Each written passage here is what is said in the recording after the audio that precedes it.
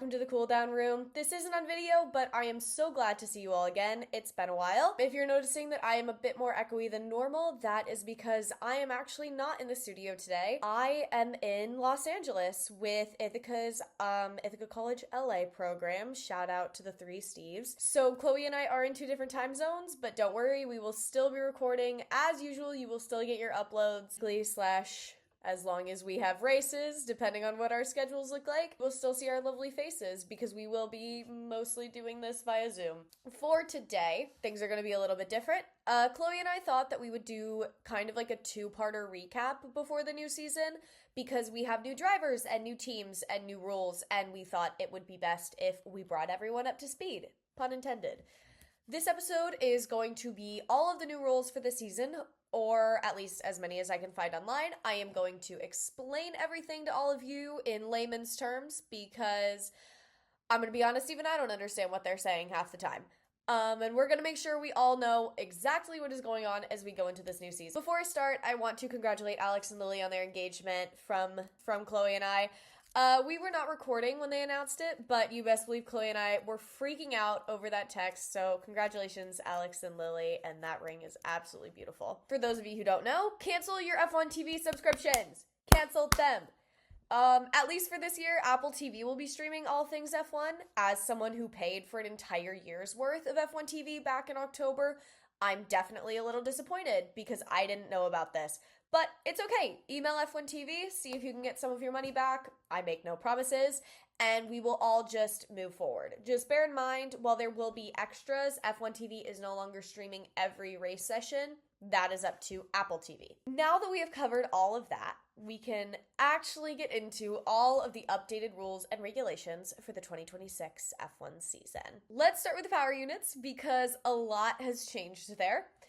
The core will still be a 1.6 liter V6 turbo hybrid, which is the exact same as it was last season, so nothing to worry about there.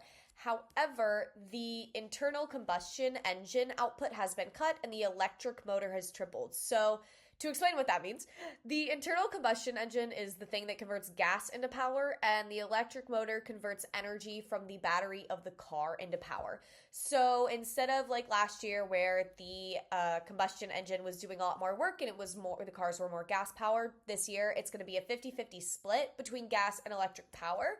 So the cars will be a lot more similar to those that you and I are driving on the road. And they're going to be a lot more gas efficient, kind of like my mom's Toyota. The new engines will run on advanced sustainable fuels made from cutting-edge sources like carbon capture, municipal waste, and non-food biomass. F1 is always trying to get more sustainable, which is excellent. The car's energy recovery system, or ERS, can now recharge the car's battery with twice as much energy per lap as it could before.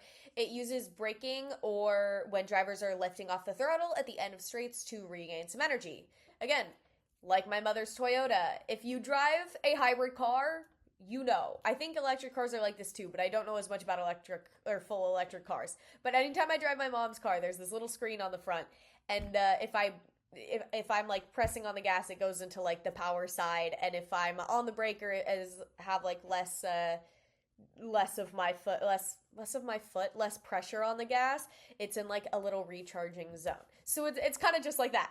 For the general understanding of how this recharging system is going to work in F1, it will usually be automated via use of recharge maps and targets. So, as I said, braking, part throttle, and superclip will be automated functions, which will be controlled by the engine control unit. Very catchy name, I know. The driver will only be in direct control of their recharge mode when they are lifting off the throttle. On the other hand, when they're lifting off the throttle, when they're recharging the car, it will disable the active devices of the car, such as active aero, which I promise we will go over later. All of these changes meant engineers had to add a heat recovery system in order to keep the engines cool, which added weight to the cars, which is where the other physical changes to the cars come in handy. So This year, the cars are going to be shorter, lighter, and narrower. The wheelbase has been shortened, which in normal people terms means the distance between the centers of the front and rear wheels is shorter. So, for example, if you measured between the left front tire and the left rear tire, the distance will be shorter as compared to last year. Tires will also be narrower. Bleh. They're still like the 18-inch Pirelli tires that we know and love, but they will not be as thick. Also, if you've ever heard us talk about a car's floor, those are being changed. They will be flatter with extended diffusers with bigger openings. The diffusers, sometimes called diffuser holes, help to guide airflow underneath the side pods of the car and over the floor edges. I probably should have really been on video for this because it is very hard to explain what a side pod is without showing you. You're just gonna have to Google that one. Okay, I don't know how to explain it. I guess it kind of looks like a bathtub on the side of the car sometimes. That's the only way I can think to describe this. Anyhow, with bigger diffuser holes, there will be less downforce, aka less of what causes those fun little sparks the cars make, and also, does a whole bunch of other stuff, but it causes the fun sparks. And there will be a higher ride height requirement, which basically means that the cars have to be higher up from the ground, so they are reducing maximum potential downforce. The hope for this and the kind of reasoning behind this is that it will ideally lead to less bouncing and exchange car and there will be more, stability within the car. So, when Max was complaining last season about his car bouncing a lot, hopefully that won't happen. And it will definitely lead to more setup possibilities, so the cars will be more suited to the loads of different driving styles that we see on the grid. Moving forward, front and rear wings have also changed, so the rear beam wings will be no more. Bye-bye. We still have rear wings, just not the rear beam wings. The front wing will be narrower, with the outer sections offering new areas of development for teams. The front wing is actually going to be super important because front wings have a lot to do with a car's aero capabilities, which is where we get into active aero, which I mentioned earlier. The FIA has introduced this funny little thing in which the front and rear wings of a car will adjust depending on where they are in the circuit. So for those of you who have been F1 fans for much longer than I have, this is really similar to 2009's front wing and 2011's rear wing. In the corners, the flaps of the wings will be closed to reduce drag and increase speed, but on straights, they'll pretty much always be open, like with DRS. And no, you don't have to be within 1 second of the car to use your active aero. The drivers do have to manually open the wings for each zone. They can manually close it if they want, but the wings will usually close automatically if a driver brakes or lifts off the throttle. They also have auto turn off, which makes sure the drivers won't be taking corners with the wings open, as that would be quite dangerous. If you didn't catch it, active aero means bye-bye DRS. Hopefully we'll never be asked if we can say what DRS stands for ever again. Another thing replacing DRS, but that is much more similar to it than active aero is overtake mode. Overtake mode is brand new. We have never seen it before, we have never heard of it before, and I am happy to explain it to you all without the technical jargon, because who understands what the hell they're saying anyway? Overtake mode is a performance aid. Think steroids, but legal. Can we tell I wrote this when I was really tired? It is supposed to deliver closer racing, as if 2025 wasn't kind of insane enough, and it should add more overtaking opportunities. Much like DRS, it can only be activated when a driver is within a second of the car in front.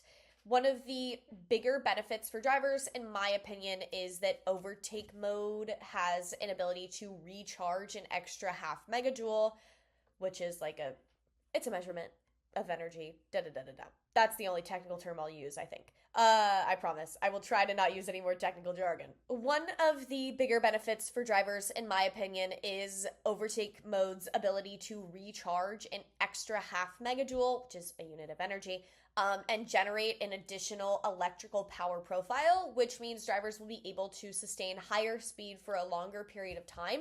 This is going to be most effective on longer straights because drivers will be able to catch up to competing cars. They're going to have more of that opportunity, or they can get away from the cars that are right behind them. We have a new way drivers can attack the car ahead of them called the boost button.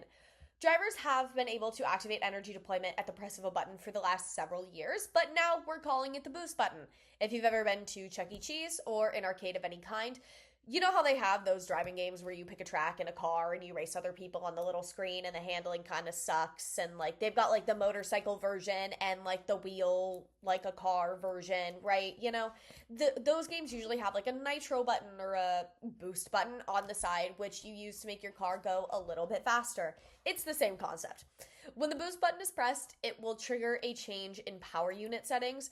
There's two options for that change. Either the power unit will return to maximum power, or it'll go to a profile of sorts that a team will create as per their personal choice and the choice of the driver.